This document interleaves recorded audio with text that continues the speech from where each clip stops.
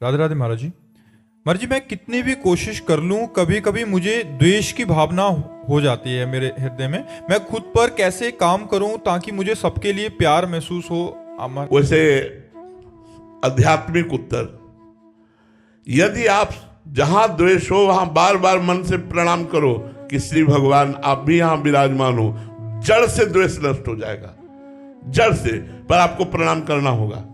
जो आपसे ना बोले उससे राधे राधे आप बोलो, जो आपसे गुस्सा करे उसे आप नमस्कार करो, जो आपका बुरा चाहे आप उसका मंगल मनाओ, आपका हृदय साधु हो जाएगा, आप मंगल में शांति को प्राप्त हो जाएगा। महाराज जी, तब हृदय जलता है। तो सोना जब जलता है तभी तो निखार आती है, हृदय जब जलता है तभी तो निष्पाप होता है। उस जलन को सह गया वही तो महात्मा है। यम ही न व्यथ्यन्ते, भगवान ने कहा ये व्यथा जो प्राप्त होती है मन को, मन जो जलन पैदा करता है उसे सह गया। यम ही न व्यथ्यन्ते पुरुषम पुरुषर्षभ सम दुखा सुखाधीरम स्वमृतत्वाय कल्पते। काम आया, क्रोध आया, ईर्ष्या आई, द्वेष आई, इसके प्रतिकूल आचरण करने पर हृदय जलता है। उस जलन को जो संभाल गया वही महात्मा हो जाता है। महाराज जी, उसको क्षमा मतलब अंदर से प्रणाम करके या सामने से तो अहम में चोट पहुंचती है। तो अहंकार ही तो नष्ट करना है। अहंकार में तो काम क्रोध लोभ राग द्वेष ये रहते हैं, और किस में रहते हैं? इसी घर को तो उजाड़ना है हमको। अहंकार रूपी घर को उजाड़ दो, निर्विकार हो गए, इसी महल में रहते हैं सारे दोस्त। अंतःकरण के अहंकार में ही ये जितने विकार हैं सब रहते हैं, उसी को तो नष्ट करना है। इसीलिए सबको प्रणाम करना है। सिय राम मैं सब जग जानी, करो प्रणाम जोरि जुग पानी।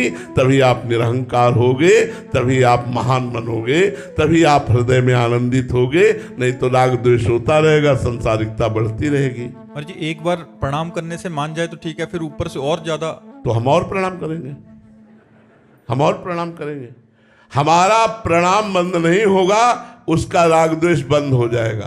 तो हमें चाहिए, हम लोग आध्यात्मिक हैं, यदि हमसे कोई द्वेष करे तो भी हम उससे द्वेष न करें। अपनी तरफ से द्वेष करना तो बनता ही नहीं है। सब में श्री भगवान विराजमान है, ये हम आध्यात्मिक उत्तर देते हैं। और ये कभी मत सोचिएगा कि यदि हम द्वेष करने वाले को क्षमा करते रहेंगे तो द्वेष करता ही रहेगा। नहीं, हमने आज देखा है वो प्रेम करने लगेगा, वो द्वेष नहीं करेगा, प्रेम करने लगे। क्षमा में बहुत बड़ी सामर्थ्य है, और क्षमा सामने वाले को तुरंत बदल देती है। एक नाथ स्वामी गंगा स्नान करने जाते थे, गोदावरी गंगा के अवगाहन का सौभाग्य रोज प्राप्त करते।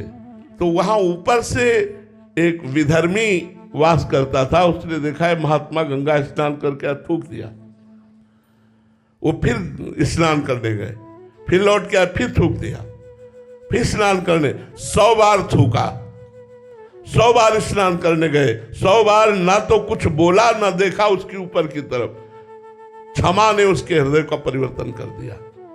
एक नाथ जी की क्षमा ने उसके हृदय का परिवर्तन किया। वो नीचे उतर कर आया और साष्टांग दंडत हुआ, कहा महाराज क्षमा कर दीजिए। बोले क्यों भैया, क्या गलती हुई? बोले मैंने 100 बार आप पर थूका। भैया ये तो हमारे ऊपर कृपा की, एक दिन में एक बार स्नान करते थे, आपकी कृपा से 100 बार स्नान हो गया, इसमें तो आपने हमारे ऊपर कृपा ही की। वो रो पड़ा कि ऐसे निर्मल महात्मा का मैंने अपराध किया। क्षमा ने उसका परिवर्तन कर दिया। अगर क्षमा ना करते और एक बार भी बार बार थूकता क्यों है, तो वो और थूकता, वो और दुष्टता करता। क्षमा में इतना बल है कि दुष्ट की दुष्टता को मिटाकर उसे साधुता में ले आना। ये क्षमा आध्यात्मिक बल है, ये महान बल है। इसे सबको प्राप्त नहीं होता, सत्संगियों को प्राप्त होता है क्षमा करना।